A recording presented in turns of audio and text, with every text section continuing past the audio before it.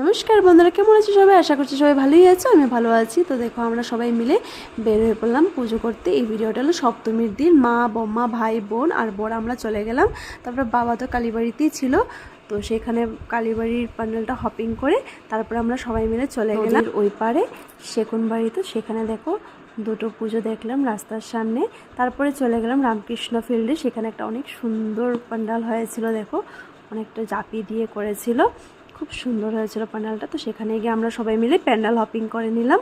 ভিডিওটা এডিট করতে অনেক লেট হয়ে গেছে, সপ্তমীর ব্লগটা এখন আসছে। আরও তো এটা পার্ট 1 ছিল, পার্ট 2 তোমরা নেক্সট মিনি ব্লগে দেখতে পারবে।